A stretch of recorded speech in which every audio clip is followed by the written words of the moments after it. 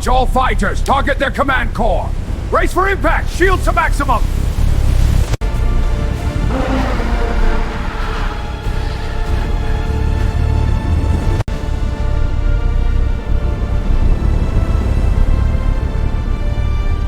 For 10,000 years, the stars had obeyed the Galactic Council.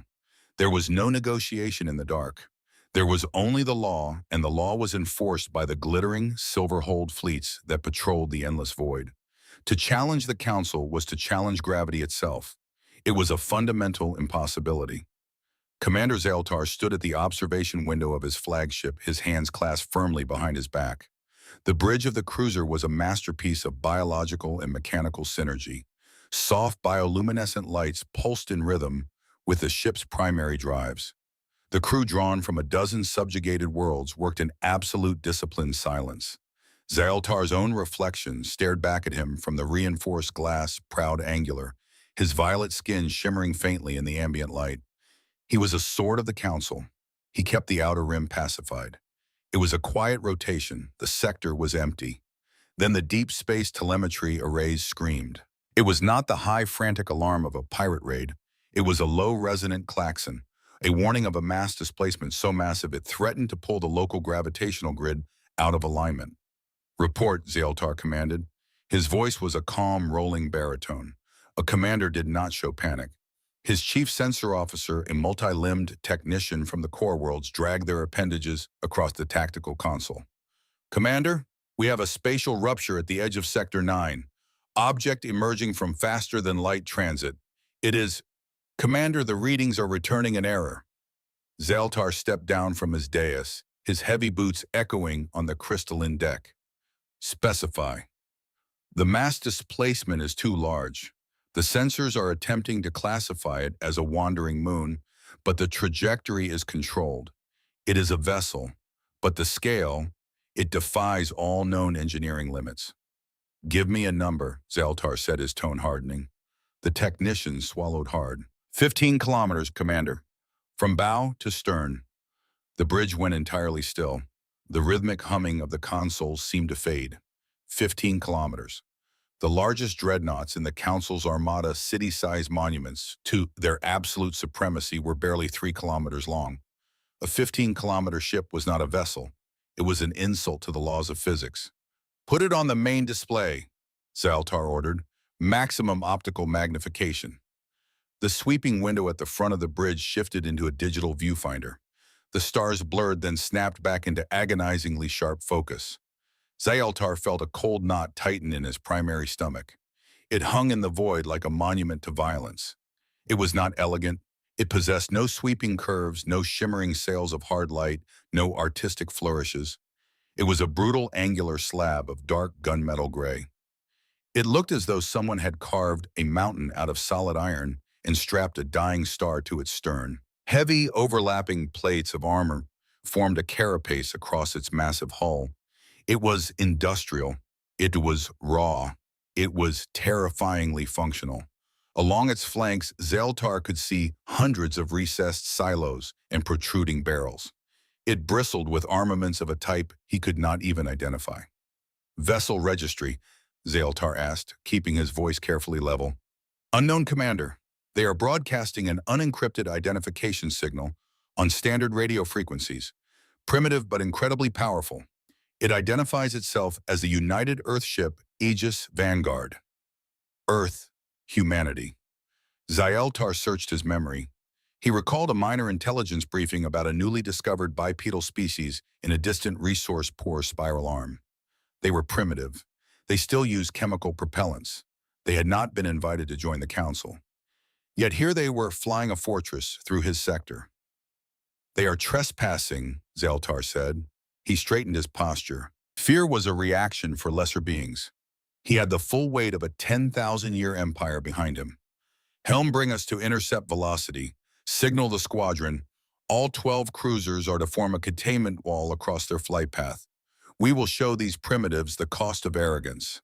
The Council cruisers moved with beautiful, lethal grace. 12 silver spears darted across the blackness of space, drawing a line of glowing plasma engines directly in the path of the approaching behemoth. Compared to the human ship, they looked like insects swarming a boulder.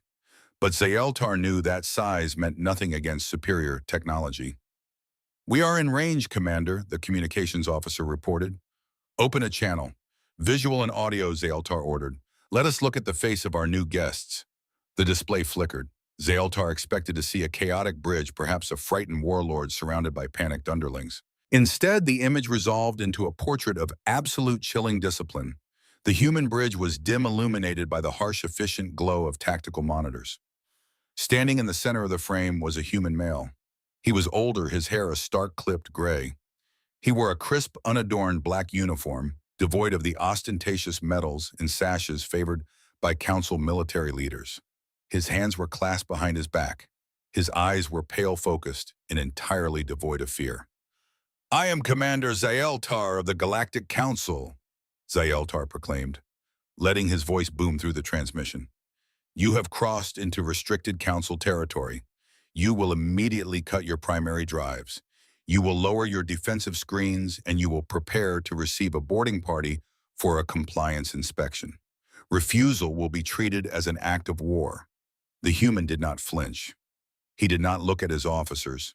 He simply stared through the screen directly into Zayeltar's eyes. "Commander Zayeltar," the human said. His voice was quiet. It did not boom. It carried the heavy rhythmic weight of a man who did not need to shout to be obeyed. "I am Captain Gideon Sterling of the Aegis Vanguard. We are currently transiting open space. We are not signatories to your council, and we do not recognize your authority over this sector." Zayeltar's eyes narrowed. "Galactic law is not a suggestion, Captain Sterling. It is an absolute. You are one ship. You are facing 12 heavily armed council cruisers. Compliance is your only path to survival."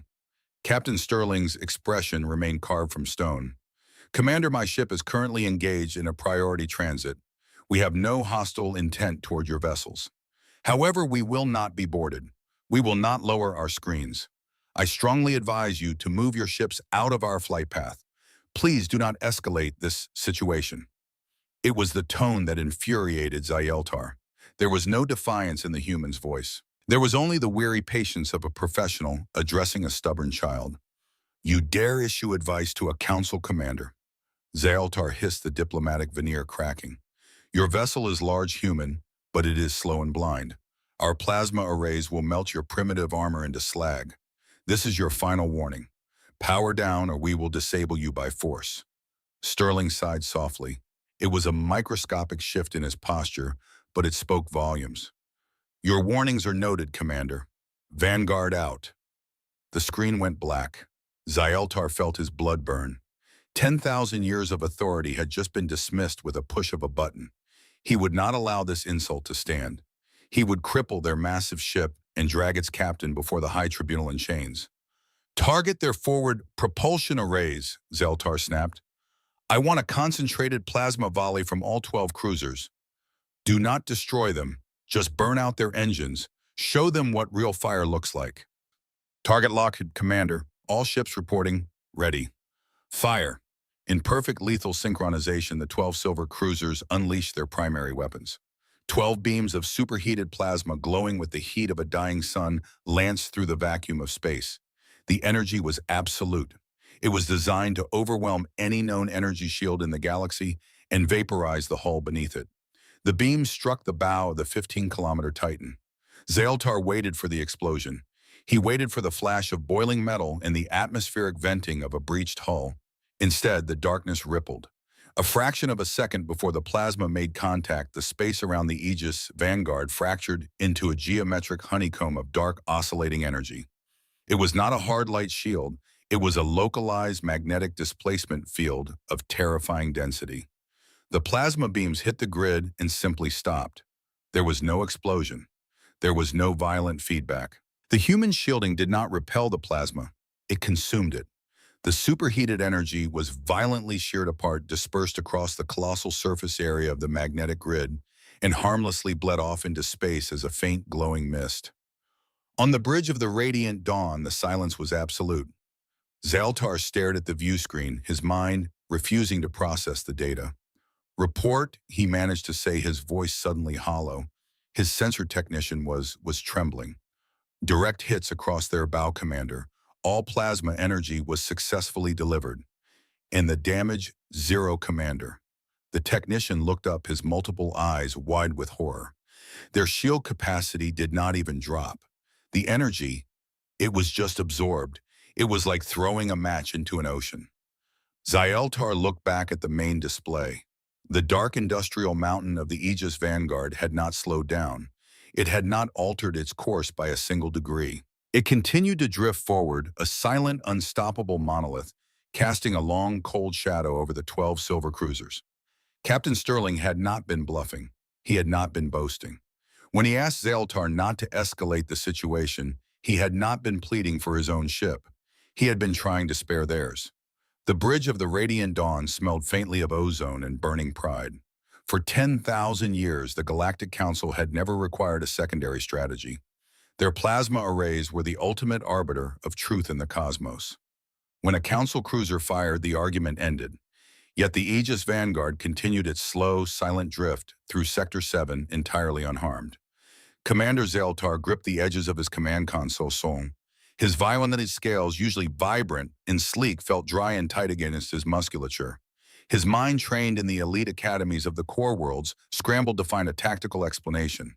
It had to be a trick, a sensor ghost, a localized spatial anomaly. He could not accept that this dark industrial slab of human engineering possessed defensive capabilities superior to the Council. If he accepted that the foundation of his entire universe would collapse. They cannot absorb sustained fire, Zyltar stated. His voice was louder than necessary in an attempt to force reality to bend to his will. No energy grid in existence can disperse a continuous plasma bombardment. Their heat sinks will overload. Their internal structures will melt from the feedback. He turned to his tactical officer. All vessels link targeting computers. I want a synchronized sustained beam on their forward command section. Do not stop firing until their hull breaches. We will burn them out from the inside. The crew hesitated. It was a microscopic pause, a fraction of a second, where discipline warred with the primal instinct of fear. They had just seen their ultimate weapons shrug off like morning dew. Do it, Zyltar roared. Before the tactical officer could engage the firing sequence, the communications array chirped. It was a sharp grating sound. Commander to the comms officer, said he, his voice trembling. Incoming transmission. Audio only. It is Captain Sterling. Zyltar bared his teeth. Put him on the main speakers. Let the crew hear the primitive beg. The bridge speakers crackled with the heavy static of unencrypted radio waves. Then Captain Gideon Sterling's voice filled the room. It was not the voice of a man pleading for his life, nor was it the voice of a conqueror gloating over a victory. It was the voice of a weary professional. It was the sound of an old soldier who had seen too much death and harbored a deep, exhausted hatred for those who forced his hand. Commander Zyltar, Sterling said softly. The rhythmic cadence of his words fell like lead weights upon the silent bridge. You have fired upon a sovereign vessel of the United Earth Navy. By all recognized conventions of engagement, you have committed an act of war. My standing orders permit me to neutralize any active threat to the ship and the fleet it escorts. Zyltar gripped his console harder. You escort nothing but your own arrogance, human. You are a single lumbering target. Your trick with the displacement field will not save you from a sustained barrage. Surrender your vessel. There was a heavy pause on the other end of the line. Zyltar could almost hear the human captain exhaling a slow, disappointed breath. I am not going to ask you again, Commander, Sterling said. The warmth was entirely gone from his tone, replaced by the cold mechanical reality of military protocol. Power down your weapon systems and clear our flight path. If your targeting sensors lock onto my ship one more time, I will not fire a warning shot. Vanguard out. The static snapped off. Zyltar felt the eyes of his crew upon him. He was standing on the edge of a precipice. To back down now in the face of a single, unproven alien vessel would be an act of cowardice that would see him court-martialed and stripped of his rank. The Council did not retreat from primitives. The Council commanded the stars. He is bluffing, Zyltar sneered, though the words tasted like ash. They survived one volley and now they think they dictate the terms of engagement. They have no visible energy weapons, no plasma coils. Their ship is nothing but dead weight and armor. Tactical initiate full fleet synchronized barrage. Lock on to Peugeot. Commander Zyron, the sensor technician screamed. It was not a military report. It was a shriek of pure, unadulterated terror. Energy spike, massive kinetic anomaly detected on the human vessel. Zayeltar whipped his head toward the main display. Are they charging a plasma array? No, no thermal buildup, no plasma ignition. It's magnetic. Commander, their starboard hull is shifting. On the massive optical viewer, Zayeltar watched as a small, barely noticeable section of the Aegis Vanguard's armored flanks slid open. It was not a main cannon. It was not a massive glowing weapon of mass destruction. It was a secondary turret, a point defense emplacement designed to shoot down incoming debris or small fighter craft. Two long, dark metallic rails extended from the housing. There was no glowing light. There was no hum of charging energy. What is that? Zeltar demanded. A projectile weapon. They are aiming a physical cannon at us. It was absurd. Civilized species had abandoned physical ballistics thousands of years ago. Throwing metal at a ship protected by hard light shields was like throwing pebbles at a fortress wall. Commander! Zyron gasped, his hands flying across his console. The magnetic pull within those rails it's warping the local gravity. They are chambering a solid mass. On the bridge of the human dreadnought, Captain Sterling gave a single quiet order. Zayeltar did not see a flash. In the vacuum of space, there is no sound, and when a weapon is propelled purely by electromagnetic force, there is no fiery exhaust. There was only a violent, localized distortion of reality. The human point defense turret fired. It did not shoot a laser. It fired a 2-ton solid slug of tungsten carbide. Powered by a sequential magnetic accelerator, the dense heavy metal was launched across the void at 0.04% the speed of light. It was pure Newtonian physics. It was kinetic energy in its most brutal, undeniable form. Zayeltar's sensors could not even track it. The object was moving too fast, completely devoid of the thermal signature that Council tracking computers relied upon.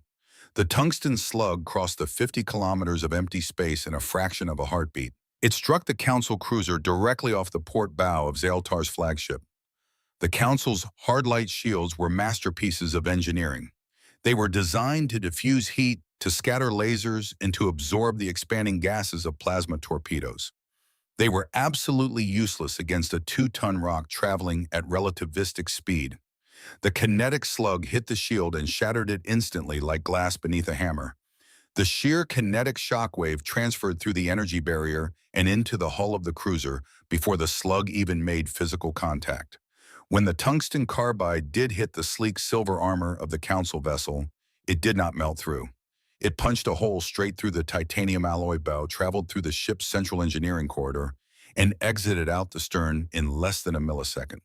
The friction of the impact generated so much localized heat that the atmosphere inside the cruiser instantly ignited. Zayeltar watched in mute horror as the neighboring cruiser, a vessel carrying 600 of the Council's finest officers, simply ceased to be a ship.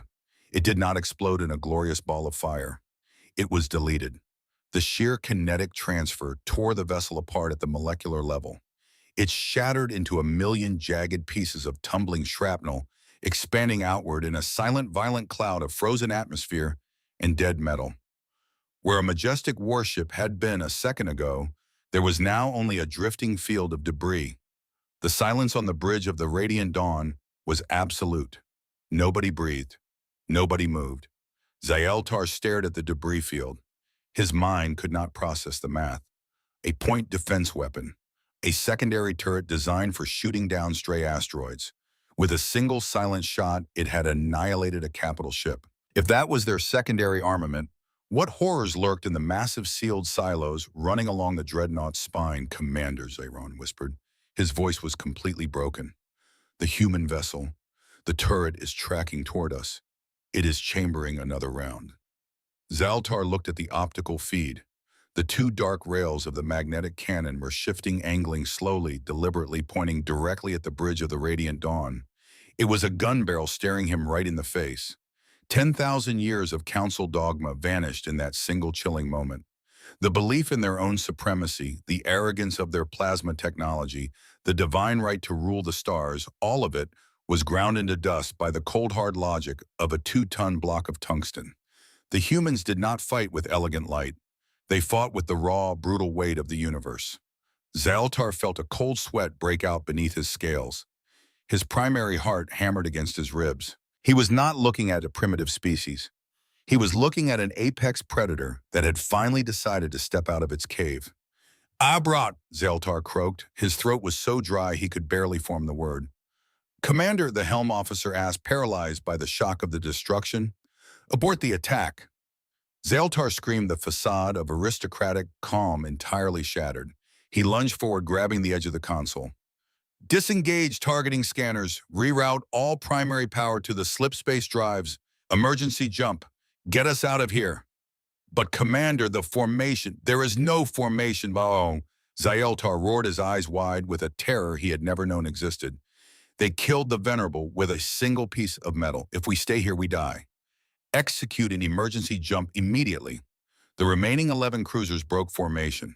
It was not a tactical retreat. It was a panicked scatter. The sleek silver ships, once the terror of the outer rim, spun wildly on their axes, desperate to put distance between themselves and the gray behemoth. Zaltar felt the heavy, nauseating thud of the slipspace drive engaging without proper calibration. The stars outside the viewport stretched into long, agonizing streaks of white light as the radiant dawn tore a hole in space-time and fled into the slipstream. As the dark industrial shape of the Aegis Vanguard vanished from the view screen, Zaltar collapsed back into his command chair. His hands were shaking violently. He looked around his bridge. His elite crew, the pride of the Galactic Council, were slumped over their stations, wide-eyed and trembling. They had survived, but they had not won. Zaltar stared at the swirling hyperspace tunnel outside the window. He was rushing back to Council Prime, back to the grand marble halls of the High Inquisitors and the Fleet Admirals. He had to warn them. He had to tell the Great Council that their reign was over. They had demanded surrender from humanity. And humanity had answered with the undeniable, unstoppable force of kinetic law. Zaltar closed his eyes, but all he could see was the dark barrel of the magnetic railgun pointing silently in the dark. The universe had changed today, and the Galactic Council was no longer the apex predator in the dark. The grand citadel of Council Prime was a monument to absolute permanence. Spires of woven diamond and pale quartz pierced the upper atmosphere, catching the light of the binary suns. It was an architectural masterpiece designed with a singular, psychological purpose to make every visiting species feel infinitely small. For his entire career, Commander Zaltar had walked these echoing halls with his head held high. He belonged to this power. He was an instrument of this divine order. Today, the marble beneath his boots felt like the floor of a tomb. He stood in the center of the high tribunal chamber. The room was a massive amphitheater of tiered seating plunging down to a single circular floor. Above him sat the rulers of the galaxy.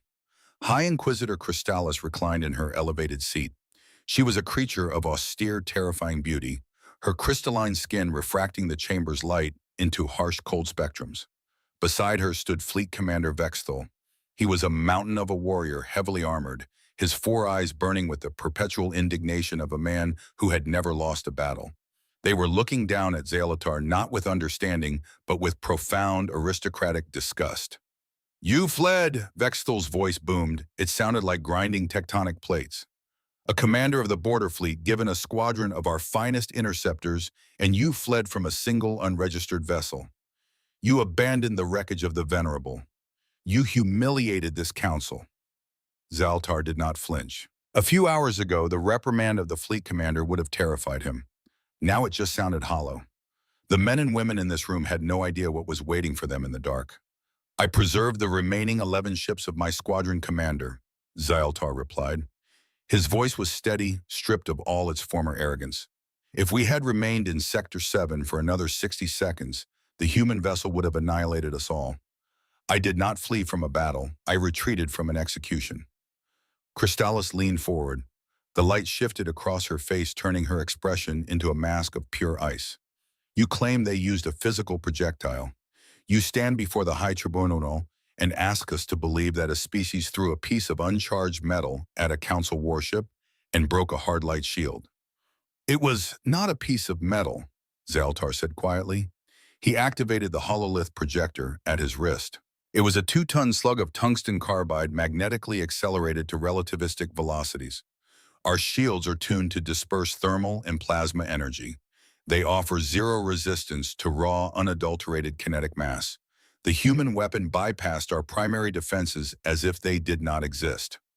The holographic projector flickered to life in the center of the room. It replayed the final moments of the Venerable, the silent, invisible impact, the instantaneous molecular shattering of the silver cruiser. A murmur of unease rippled through the hundreds of delegates seated in the tiers above. Vexthal slammed his heavy fist against the balustrade. "A parlor trick!" Vexthal roared. "A lucky shot from a desperate primitive. We will send the core armada. We will bathe their massive lumbering scrap heap in continuous atomic fire until there is nothing left to bury. I will personally lead the strike." "That would be a mistake," Zaltar said. The chamber went dead silent. A disgraced border commander interrupting the fleet commander was a court-martial offense. Zaltar no longer cared.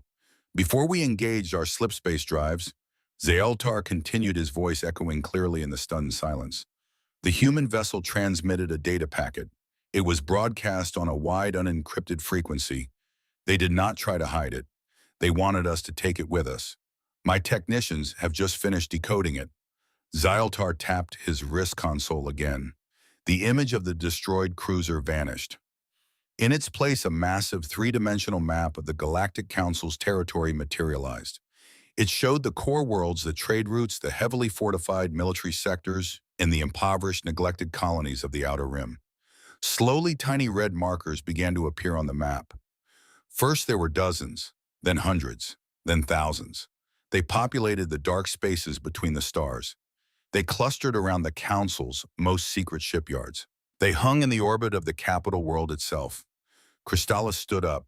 Her crystalline skin flared with genuine alarm. "What are these markers? Are these human ships? Have they infiltrated our borders?"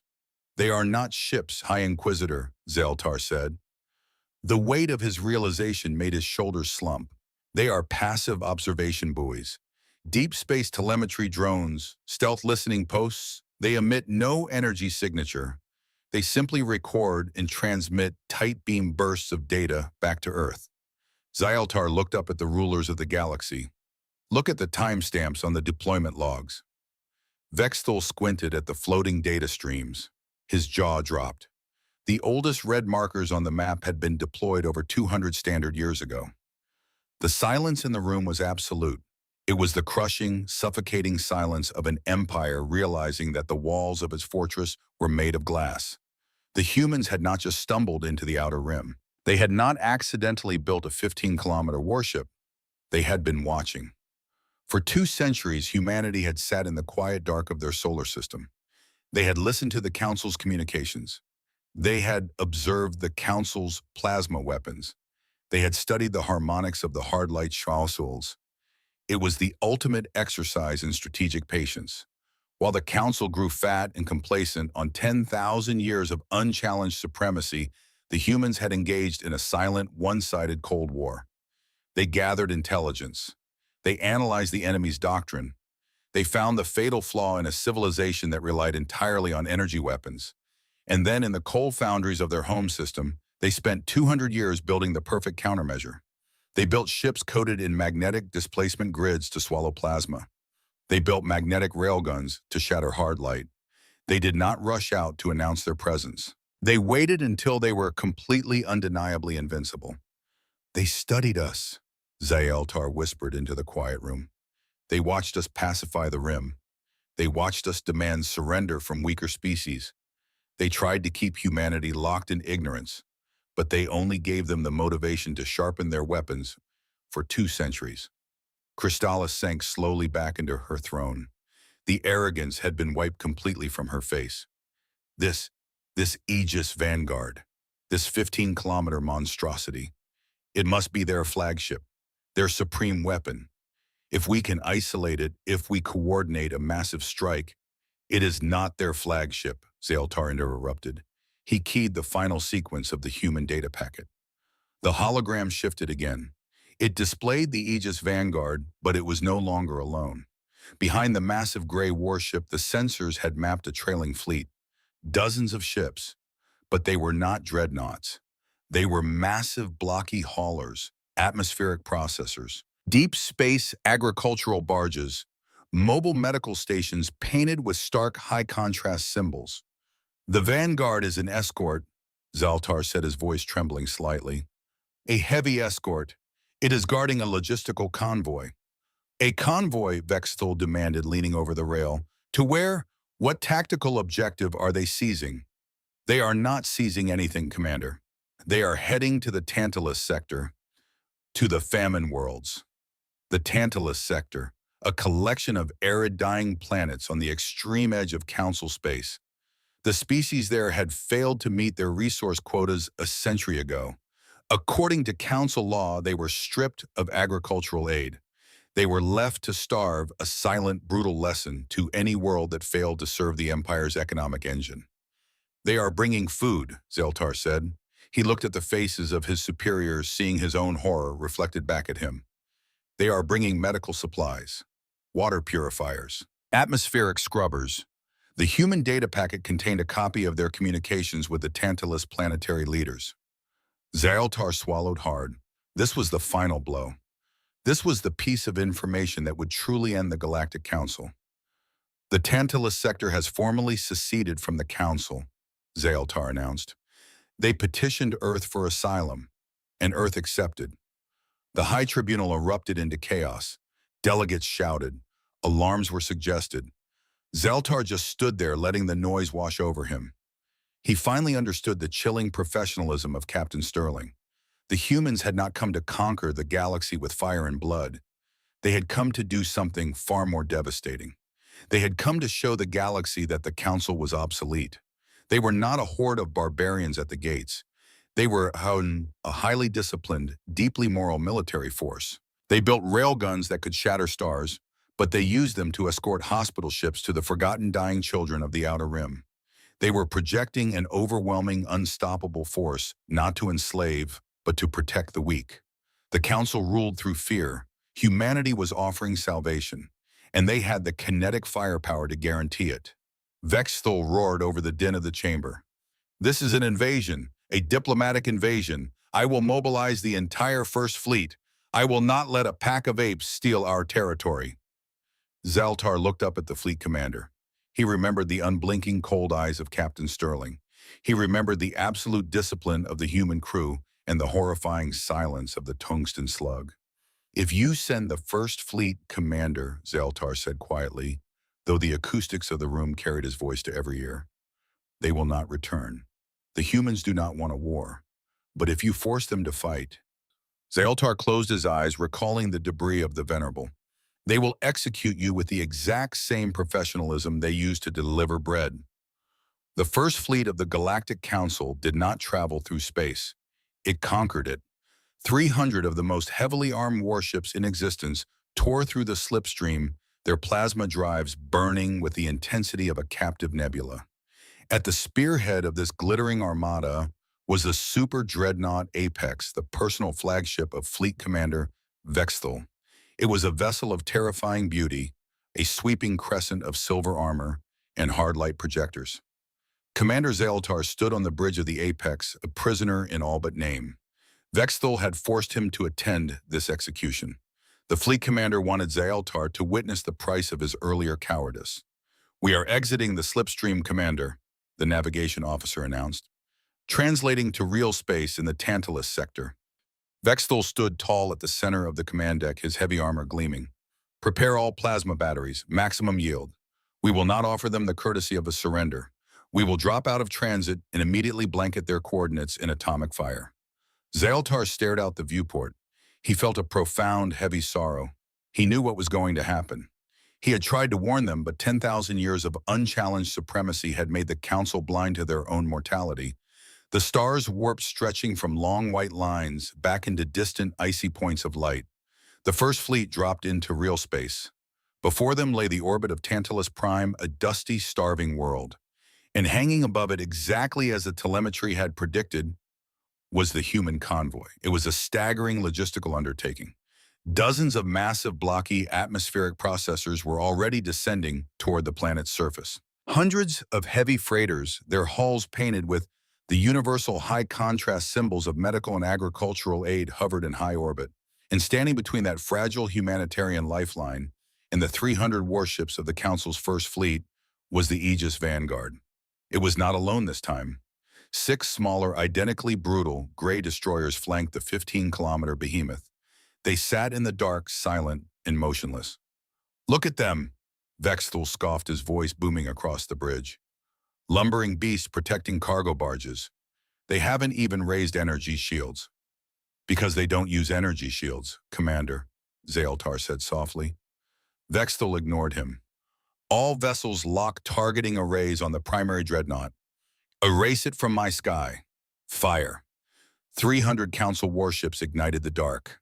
It was a barrage of unimaginable destructive power. Thousands of superheated plasma bolts crossed the void, a blinding tidal wave of blue and violent thermal energy. It was enough firepower to melt the crust of a small moon. Zaltar watched, his breath caught in his throat. The human fleet did not panic. They did not break formation. They did not even attempt to evade. Instead, the Aegis Vanguard and its 6 escorts executed a maneuver of flawless, terrifying military discipline. They fell back in perfect synchronization, staggering their lines into a layered deep space defensive grid. It was an ancient tactic born on the muddy battlefields of their home world and perfected in the cold vacuum of space. Defense in depth. They were not trying to match the Council's frontal assault. They were drawing them into a kill zone. As they drifted backward, the golden geometric grids of their magnetic displacement fields snapped to life. The wave of Council plasma hit the human line. The dark void flared into a blinding, chaotic storm of dispersing thermal energy. The golden grids absorbed, channeled, and bled off the heat. The Aegis Vanguard vanished inside a cloud of ionized gas. "Direct hits across their entire formation," the tactical officer shouted, triumph ringing in his voice. "Maintain fire," Vexthul roared. "Boil them in their own armor." But as the glowing cloud of dispersed plasma began to thin, Zaltar saw the dark, angular silhouettes of the human warships emerging from the fire. Their armor was scorched black, but their hulls were entirely intact, and their weapon ports were open. "Incoming kinetic anomalies!" The sensor officer shrieked, the triumph in his voice instantly shattering into panic. Hundreds of them accelerating at relativistic speeds. There were no glowing beams. There was no majestic exchange of laser fire. The human destroyers opened up with their primary magnetic accelerators. They fired staggered volleys of dense, depleted uranium and tungsten carbide slugs. The void was instantly filled with invisible, unstoppable physical mass. The impact was catastrophic. Zaltar watched as the pristine silver vanguard of the Council fleet was simply shredded. Hard light shields designed to deflect heat offered zero resistance to the raw kinetic energy of a 3-ton slug moving at a fraction of light speed. The physical projectiles punched completely through the Council cruisers. They shattered engine blocks, ignited internal atmosphere, and tore ships in half with the sheer violent transfer of momentum. In the first 10 seconds of the human counterattack, 40 Council warships ceased to exist. The bridge of the Apex shook violently. Alarms previously unused in the entire history of the flagship began to scream. "Evasive maneuvers," Vexthul bellowed, his absolute certainty finally cracking. "Break formation, return fire on their flank." But the human fleet did not allow them the space to maneuver. Having absorbed the initial strike, the Aegis Vanguard surged forward. The massive Titan moved with a sudden shocking speed, its primary thrusters burning like a captured sun. It drove a wedge straight into the heart of the disorganized Council fleet. From its flanks, hundreds of point defense railguns tracked and fired with algorithmic perfection. They didn't aim for complete destruction. They aimed with cold, calculated efficiency. They targeted propulsion drives. They targeted primary weapon capacitors. They were dissecting the First Fleet with surgical kinetic precision. Another kinetic slug clipped the apex. Zaltar was thrown to the deck as the massive super dreadnought violently lurched. The sound of tearing metal screamed through the bulkheads. "Report," Vexthul demanded, pulling himself up from the floor. He was bleeding from a gash across his forehead. "We have lost primary propulsion," The helm officer cried out, his hands dancing uselessly across a dead console. Aft plasma coils are ruptured. Forward hard light projectors are offline. Commander, we are drifting. Zaltar pushed himself up onto his knees. He looked out the shattered main viewport. The first fleet was broken. Over 100 ships had been reduced to expanding clouds of debris. The rest, including the mighty Apex, hung dead in the water, their engines dark, their weapons silenced. The Aegis Vanguard drifted slowly through the wreckage. Its massive guns tracked across the crippled council ships, locking onto the Apex. Vexthul stared at the dark barrel of the human weapon. His pride was gone. His empire was broken. He closed his eyes, waiting for the final kinetic blow that would erase his failure from the universe. Zaltar bowed his head. He braced himself for the end. The seconds ticked by. The guns did not fire. The silence on the bridge stretched heavy and profound. The screaming alarms had died. There was only the sound of sparking conduits and the ragged breathing of the surviving crew. Zaltar slowly opened his eyes. The Aegis Vanguard had ceased fire. The human destroyers had powered down their magnetic accelerators. "Why aren't they firing?" Vexthul whispered. He looked like a man who had suddenly forgotten how to understand reality. "They have us. We are defenseless. Why don't they finish it?" Zaltar looked out at the massive gray dreadnought. Small, blocky shapes were detaching from its lower hangars. At first, he thought they were boarding torpedoes. He expected heavily armed human shock troops to storm the bridge and slaughter the survivors. But the small ships did not have weapons. They were painted with the same high-contrast symbols as the freighters above Tantalus. Red crosses on white backgrounds. The shuttles navigated nimbly through the debris field. They approached the ruptured hulls of the dying council cruisers. Magnetic grapples latched onto the torn metal. On the visual feed, Zaltar watched as human figures emerged from the shuttles. They were clad in heavy, bulky EVA suits. They carried cutting torches and medical stabilizers. They did not carry rifles. They breached the vacuum-exposed corridors of the council ships and began pulling the wounded, suffocating alien sailors from the wreckage. Zaltar felt a lump form in his throat. It was a sensation he had not experienced since he was a child. They are rescuing them," Zaltar breathed. Vexthul stared at the monitors, completely paralyzed. "It makes no sense. We fired on them without warning. We came to eradicate them. Why would they save our dying?" "Because they are professionals," Zaltar said softly. He finally understood the terrifying depth of the human psyche. "They do not fight for pride, Commander. They fight to neutralize a threat. The threat is neutralized. To kill us now would be murder. And they do not commit murder." A human search and rescue shuttle clamped onto the breached hull of the Apex. The heavy airlock doors groaned, then hissed open. 3 humans stepped onto the bridge. Their helmets were clear, revealing faces etched with exhaustion and sharp, uncompromising focus. They swept the room not with the barrels of weapons, but with the beams of medical scanners. One of the humans, a medic, knelt beside a wounded council navigation officer, immediately applying a pressurized foam sealant to the alien's bleeding carapace. Another human approached Vexthul and Zaltar. He did not salute. He did not gloat. "Are you the commanding officers of this vessel?" the human asked. His voice crackled through their translation implants. "I am Fleet Commander Vexthul," the massive alien replied, his voice devoid of its former thunder. He raised his hands in a gesture of surrender. "We are your prisoners. Do with us what you will." The human looked at Vexthul, his expression entirely unreadable. "You are not prisoners of war, Commander. There was no declaration of war. You are survivors of a hostile engagement. Please follow the medical team to the extraction shuttle. We need to evacuate this ship before your primary core goes critical." Zaltar followed the humans. He walked through the ruined corridors of the Apex, stepping over the debris of his civilization's arrogance. He was taken aboard the Aegis Vanguard. He expected to be thrown into a dark, freezing brig. Instead, he was escorted to a massive, brilliantly lit medical bay. Hundreds of council sailors were already there, resting on clean cots, being tended to by human doctors and automated surgical drones. There were no guards with rifles standing over them. There was only the quiet, efficient hum of a species that valued life as much as it understood death. Zaltar sat on the edge of a medical bed. His violet scales had been cleaned of soot. The minor lacerations on his arms had been perfectly sutured. The heavy doors to the medical bay hissed open. Captain Gideon Sterling walked into the room. He wore the same crisp, unadorned black uniform. He walked slowly, his hands clasped behind his back, his pale blue eyes sweeping over the rows of wounded alien soldiers. He stopped in front of Zaeltar. Zaeltar stood up. It was an involuntary reaction. He stood out of a profound, overwhelming respect. "Commander Zaeltar," Sterling said quietly. "Captain Sterling," Zaeltar replied. He looked at the human's face. Up close, Zaeltar could see the deep lines of weariness around the man's eyes. This was not a warlord who delighted in conquest. This was a guardian who bore the terrible weight of his own strength. "Your medical staff has been incredibly gracious," Zaeltar managed to say. "Given the circumstances." Sterling nodded slowly. "The Geneva Conventions dictate that all combatants who are out of the fight must be treated with humanity. We do not abandon the wounded to the dark, not even those who fired first."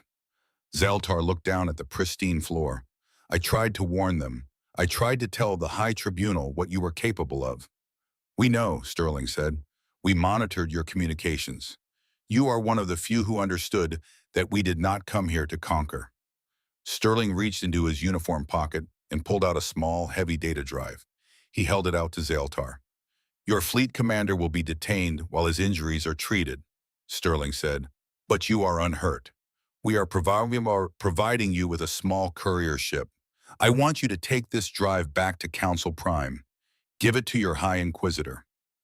Zaeltar took the drive. It felt incredibly heavy in his palm. "What is the message?" Sterling looked out over the medical bay. He looked at the alien sailors resting under the care of human doctors. "Tell them that humanity has no desire to rule the stars," Sterling said, his voice carrying the quiet, undeniable weight of absolute truth. "Tell them we will not interfere with their trade or their politics or their borders. But tell them this as well." Sterling turned his pale blue eyes back to Zaeltar. "When a world cries out for help and the Council turns a blind eye, Earth will answer. We will feed the starving. We will heal the sick. And if any force in this galaxy attempts to stop us from protecting those who cannot protect themselves, we will not hesitate to break them. We ask for nothing but to be left alone to do our work." Sterling stepped back. "Do not tread on us, Commander, because we will not yield." Zaeltar clutched the data drive to his chest. He understood. The humans were not a new empire. They were a shield. A massive iron shield forged in the dark, ready to break the teeth of any predator foolish enough to bite it. Hours later, Zaeltar sat in the cockpit of a small, unarmed human courier ship. The navigation computer was already locked onto the coordinates for Council Prime. Before he engaged the slipstream drive, Zaeltar opened a secure tight-beam communication channel back to the capital world. He knew High Inquisitor Crystallis would be waiting for the triumphant report of the First Fleet's victory. The audio channel connected.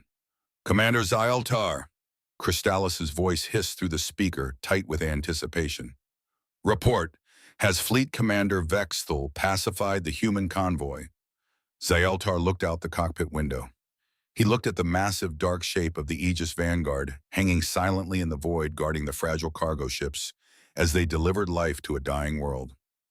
He thought of the silent, brutal efficiency of the tungsten slugs. He thought of the human medics risking their lives in the vacuum of space to save the men who had just tried to incinerate them. "High Inquisitor," Zaeltar said. His voice was no longer that of a frightened subordinate. It was the voice of a man who had seen the absolute truth of the universe. "The First Fleet is gone. Vexthal is a prisoner. The humans hold the Tantalus sector." There was a sharp intake of breath on the other end of the line. "Impossible. How did they fight?" Zaeltar rested his hand on the throttle. He prepared to jump back to a civilization that had just been rendered entirely obsolete. "You must leave them be, Crystallis," Zaeltar said softly into the microphone. "Do not provoke them again, for I have seen the soul of humanity." He paused, letting the silence hang in the dark between the stars. "They fight like demons from the deepest abysses of the universe," Zaeltar whispered. "But when the guns fall silent, they protect like angels. When the weak cry out, Earth will answer, and God help anyone standing in their way." Zaeltar pushed the throttle forward, leaving the dark, quiet guardians behind him.